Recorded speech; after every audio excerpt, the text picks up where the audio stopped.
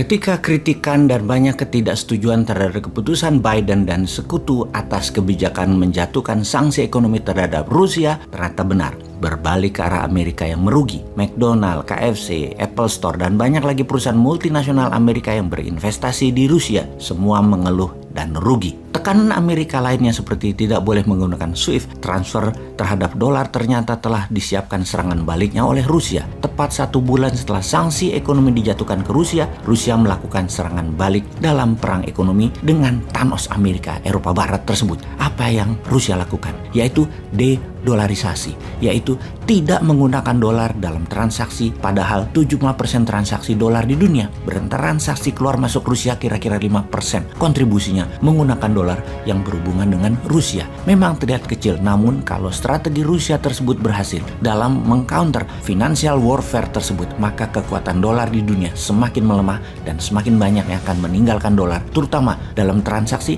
bilateral. Tiongkok sudah berhasil menekan negara jajahan ekonominya untuk menggunakan yuan. Begitu juga Rusia saat ini. Sejak 28 Maret 2022, Rusia memutuskan untuk mematok atau mempek mata uang mereka ke emas 5.000 rubel atau sekitar 52 dolar, sama dengan 1 gram emas. Apa yang dilakukan Rusia sama dengan apa yang dilakukan Amerika di zaman emas akhir abad 19 yang mematok atau mempek US dollar 21 dolar ke 1 gram emas. Kemudian di tahun 1930 selepas resesi, agar bisa memprinting money dalam Green New Deal-nya FDR, Franklin Delano Roosevelt, menjadikan US dollar 35 per gram emasnya. Keputusan pembayaran gas Rusia dan minyak Rusia menggunakan rubel atau emas membuat Uni Eropa tidak punya pilihan. Negara Uni Eropa atau EU harus pilih salah satu kalau mau beli minyak dan gas Rusia. Bayar pakai rubel atau bayar setara nilai emas. Sebuah langkah cerdas dari Rusia. Ancaman dari Rusia jika tidak membayar pakai rubel atau emas, maka saluran gas dan minyak akan ditutup, dimatikan. Eropa pasti mati lampunya. Eropa kolaps dan jutaan lapangan kerja hilang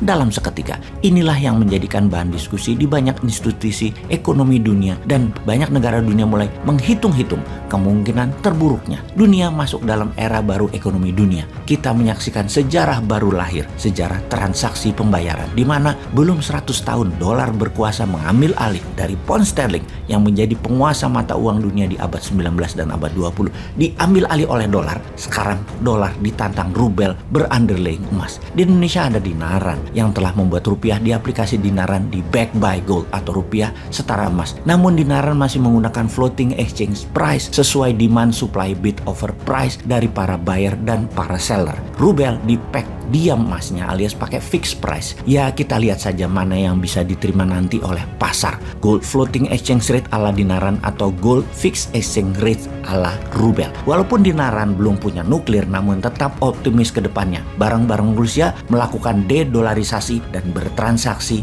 menggunakan gold payout system. Kembali ke Rusia. Bank Sentral Rusia telah secara resmi mengumumkan bahwa tanggal 28 Maret 2022 mata uang rubel Rusia terikat pada emas. Tarifnya 5.000 rubel per gram emas batangan. 1 troy ounce senilai 32 gram emas. 32 gram emas dikalikan 5.000 rubel adalah setara 160.000 rubel. Jadi 1 troy ounce emas dalam hitungan rubel setara 1.600 dolar, bukan 1.928 per ounce per troy ounce dalam menggunakan dolar dalam transaksi emas. Secara nyata, Rusia baru saja menghapus sekitar 20%-an dari nilai dolar terhadap emas di seluruh dunia. Walau hal itu mungkin berefek 5%-an ketika dikonversikan ke emas tersebut, namun itu cukup mempengaruhi dolar. Apakah strategi ini akan diikuti banyak negara dan masyarakat dunia yang akan membuang dolarnya? Kita melihat 3 orang yang membuang dolar, seperti Saddam Hussein, kemudian Gaddafi dengan emasnya, kemudian Bashar al-Assad pakai rubel membuang dolar. Ketiganya negara tersebut dihancurkan oleh Amerika, dan Assad saat ini menjadi orang terkucil negaranya, yaitu Suriah. Kita melihat bagaimana nasib Putin selanjutnya. Agaknya Amerika salah kalkulasi kali ini.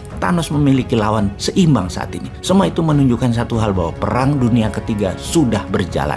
Apa yang terjadi kalau membeli minyak Rusia dan gas Rusia lebih murah 20% kalau pakai emas? Banyak negara akan membuang dolar, dan dolar yang terbuang akan membuat dolar oversupply yang membuat inflasi Amerika, dan siapa yang memegang dolar akan tidak liquid lagi. Semua ini masih early adapter, masih awal. Kunci suksesnya satu lagi, akankah semua negara membeli pakai emas dan punya emasnya pakai rubel? Di mana carinya? peredaran rubel di luar Rusia tidak sampai 10% dari mata uang itu dicetak di dalam negeri Rusia. Beda dengan dolar Amerika yang 75% dolarnya atau uangnya tersebut beredar di luar Amerika. Kalau banyak negara mengikuti, misalnya Tiongkok aja masuk Rusia beli gas dan beli minyak Rusia, hasil instan adalah mereka akan menyebabkan kelebihan dolar di pasar dan akan membuat hyperinflation bagi dolar. Padahal ekonomi Amerika saat ini adalah terburuk dalam 30 tahun terakhir. Untuk Indonesia sekarang, apa sarannya untuk rakyat dan apa yang dilakukan oleh pemerintah yang memiliki 80%